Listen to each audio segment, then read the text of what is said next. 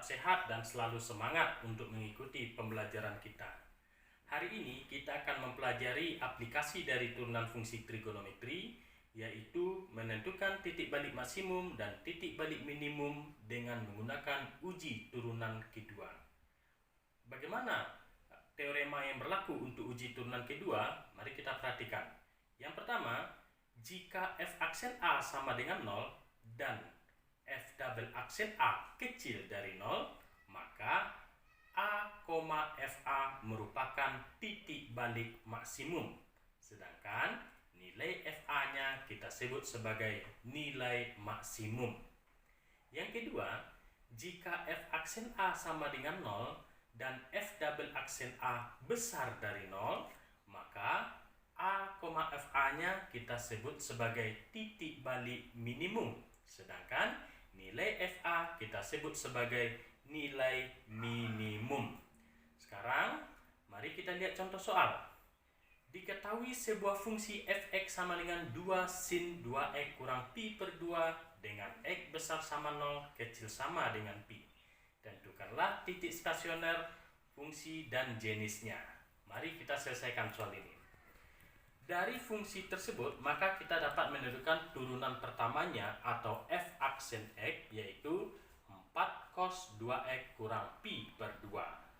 Dengan demikian, kita peroleh titik stasionernya adalah 0 min 2, pi per 2,2, dan pi min 2. Sehingga, kita cari lagi turunan keduanya yang kita lambangkan dengan f double aksen. F double aksen X sama dengan min 4 sin 2X kurang pi per 2 dikali 2.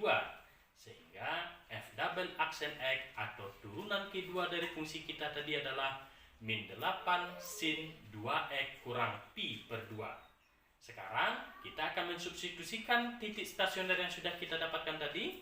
Ingat, titik stasioner kita tadi ada X sama dengan 0, X sama dengan pi per 2, dan X sama dengan pi. Kita substitusikan ke persamaan turunan keduanya.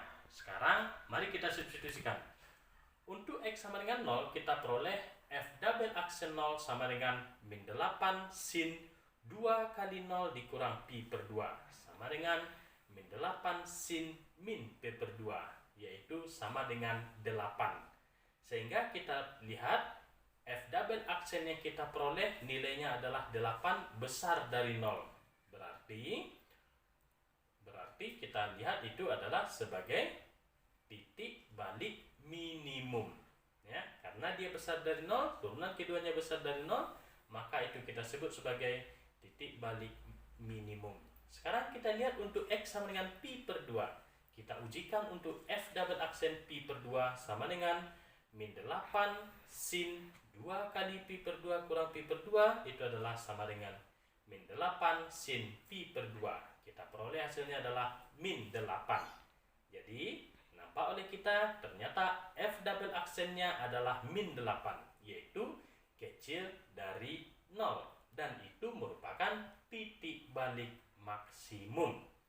Ya, jadi kita sudah memperoleh di mana dia titik balik maksimum dan di mana dia titik balik minimum. Sekarang ada satu titik lagi yang merupakan titik stasionernya, yaitu F double untuk X sama dengan pi. Kita peroleh F double aksen pi sama dengan min 8 sin 2 kali pi kurang pi per 2 sama dengan min 8 sin 3 pi per 2.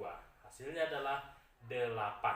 Sehingga kita lihat F double aksennya adalah 8, yaitu besar dari 0, itu juga merupakan nilai minimum atau titik balik minimum. Sehingga kita sudah bisa menyimpulkan di mana dia mencapai titik balik minimum dan di mana dia mencapai titik balik maksimum. Itulah pembelajaran kita hari ini. Silakan dipahami, diulang-ulang, menonton videonya, dan dikerjakan soal latihannya. Demikian pertemuan kita, tetap semangat, jaga kesehatan, dan selalu optimis dalam belajar. Sekian, terima kasih. Selamat pagi anak-anak, kita ketemu lagi dalam pembelajaran kita hari ini. Bagaimana kabarnya? Mudah-mudahan tetap sehat dan selalu semangat untuk mengikuti pembelajaran kita. Hari ini kita akan mempelajari aplikasi dari turunan fungsi trigonometri, yaitu menentukan titik balik maksimum dan titik balik minimum dengan menggunakan uji turunan kedua. Bagaimana teorema yang berlaku untuk uji turunan kedua? Mari kita perhatikan.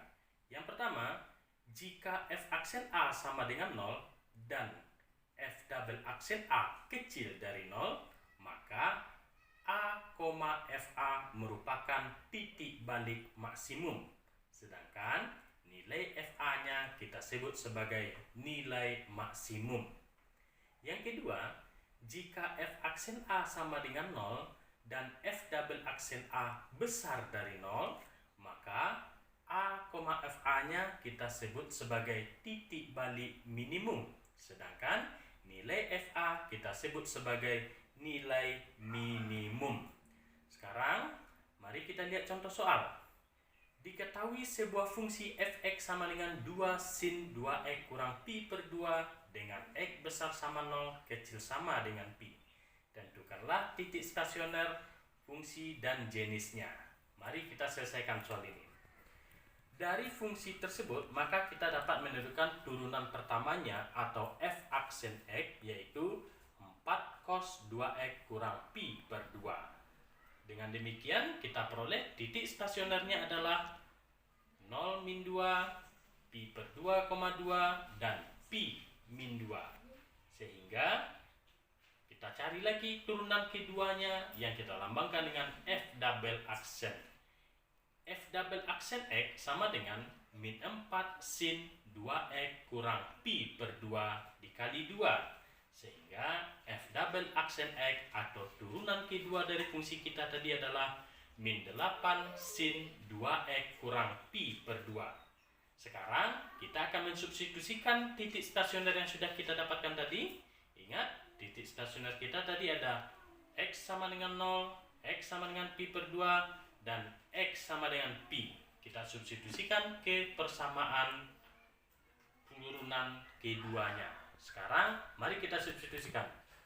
Untuk x sama dengan 0 kita peroleh f double aksen 0 sama dengan min 8 sin 2 kali 0 dikurang pi per 2 sama dengan min 8 sin min p per 2, yaitu sama dengan 8.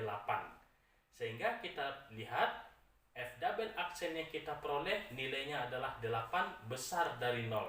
Berarti kita lihat itu adalah sebagai titik balik minimum, ya, karena dia besar dari 0, turunan keduanya besar dari 0, maka itu kita sebut sebagai titik balik minimum.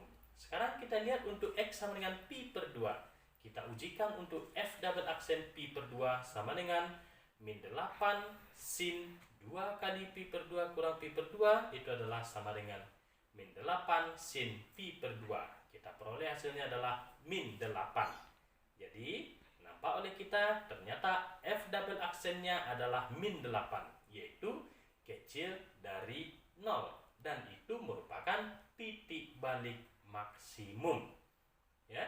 Jadi kita sudah memperoleh di mana dia titik balik maksimum dan di mana dia titik balik minimum. Sekarang ada satu titik lagi yang merupakan titik stasionernya, yaitu f double untuk x sama dengan pi. Kita peroleh f double aksen pi sama dengan min 8 sin 2 kali pi kurang pi per 2 sama dengan min 8 sin 3 pi per 2. Hasilnya adalah 8. Sehingga kita lihat f double aksennya adalah 8, yaitu besar dari 0, itu juga merupakan nilai minimum atau titik balik minimum. Sehingga kita sudah bisa menyimpulkan di mana dia mencapai titik balik minimum dan di mana dia mencapai titik balik maksimum. Itulah pembelajaran kita hari ini. Silakan dipahami, diulang-ulang, menonton videonya, dan dikerjakan soal latihannya.